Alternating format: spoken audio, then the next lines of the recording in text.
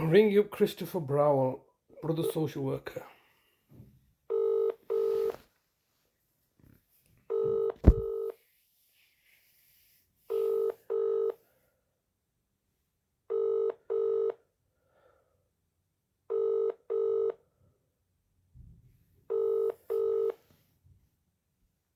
This is the Vodafone voicemail service for 0769247196.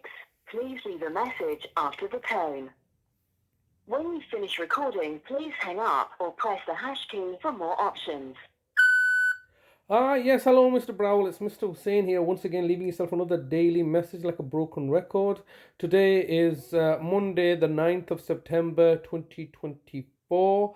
And as you know, I've been leaving you daily messages every single day, consistently and persistently since the end of August 2023, after you, the local authority, in collaborations with your villainous evil partners and associates, West Yorkshire Police, where you, the local authority, have privately commissioned the services of West Yorkshire Police to have my brother kidnapped from my care, because to achieve your own objectives and acting in your own best interest, so you could look to justify your paper ticking exercise that you were doing your duty of care, when in reality where you had been neglecting and abusing and neglecting my brother and abusing your power and authority and control and dominance over us.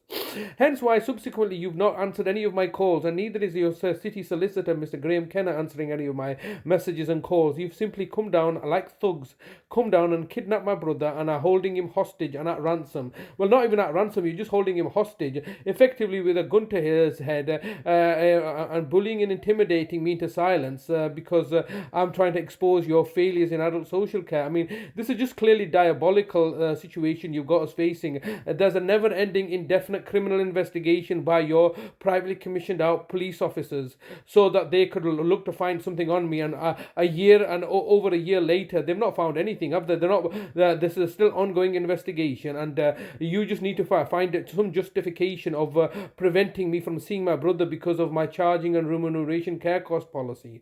And I'm leaving you daily messages, and you're meant to be a local authority, publicly funded, using public money from the public purse that's been collected from the ratepayers and the public in order for you to operate your institution. And the reality is that so you are obliged by the laws to be open and transparent. I'm not. But yeah, however, you've twisted it around where you want to have a right to privacy and ignore me, and now that I'm ringing you up, you want to bring charges of harassment against you, or I'm harassing you, am I? You've taken my brother, you're plundering his finances, you've unlawfully detained him. This is a clear violation of my brother's human rights. My brother has not consented to this. You can't simply get one of you can't simply prostitute out the judges to rubber stamp your orders for you retrospectively. This is not how the system works. And my brother, I've given you a video evidence of my brother's independent mental capacity assessment. All you've done is kidnap my brother in the privacy of your own institutions, paid somebody to tick off that he lacks capacity for your benefit, all retrospectively. When have you presented me with anything? You've not presented me with any evidence that he lacks mental capacity, and that's the key point here, isn't it? You, the local authority, are so desperate to ensure that my brother lacks mental capacity, because if he doesn't lack mental capacity, you have been committing criminality. I think we're beyond this point of whether my brother lacks mental capacity or not. This is quite clearly now a staging event, so you can effectively stage an event to terminate my brother's life after you've exploited and plundered all his finances and left him destitute. And when there's no money left, his life ends as well. So his life is directly proportionate to how much money he's got. And when his money runs out, his care will run out, and he will die. And I can presume and assume that he's just going to die, or he had a trip and a fall and died prematurely. It's not our fault, it's his fault. He jumped out of a window, it's his fault, not our fault. But the best one of all is, he died of pneumonia, became very ill. Mr. Hussein, your brother was very, very ill, and he died. He just died. He was an elderly gentleman. He's not elderly, he's not even reached in the retirement age. You forcibly kidnapped him from my care. He was receiving 24-hour care in my private care home, which you then subsequently destroyed through your collusion with Manningham Housing Association and the police. This is a clear targeting of myself because of your inability to do your jobs properly, your systemic failures in adult social care, and the fact that and the fact that you are looking to silence me because of the things that you've been doing as a local authority. And all I'm asking you to do, telling you that it's my brother's birthday coming up on the 15th of September. As I've left you a message every single day, you've not provided me with a shred of legal framework that allows you to detain my brother in the manner that you are doing so. I can present you with a plethora. All laws are there to safeguard and protect the innocent. My brother is innocent, and yet he's having his life deprived of him because of your need, your desperate need to extort money out of him because you got no money left, and you're looking to target and victimize us. I mean, these are desperate times for you. Do you see? Am I getting desperate? I'm here leaving you a message quite consistently and persistently, while in the background you're plotting, planning, imaginating, and coordinating efforts through your adult safeguarding board to target and victimize me, to shut me up, so that you can keep your secrets covered up. Or I can assure you, Bradford Council, all your dirty little laundry is going to come out. All your little dirty little secrets are going to come out and be uncovered. All your little mass graves that you've been putting people into, and your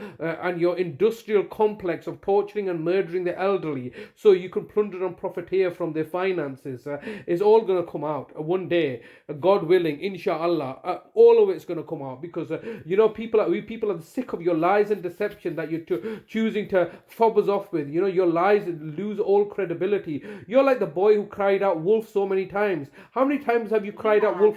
15 seconds recording time remaining.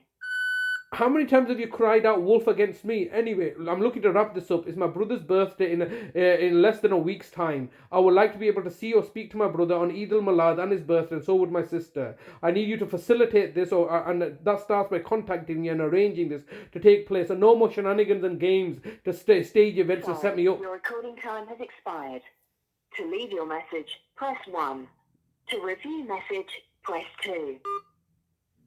Message sent. This is the reality of the situation. They're not going to let me see my brother. They're just going to hold him hostage like this because their power is unabating. They're just like impotent little children saying, "Respect our authority. We are an authority, and you must respect us." Mr. Hussain, you're not respecting us, so therefore we're going to torture and act with brutality and cruelty and inhumane treatment. Well, that's the way of the tyrants, isn't it?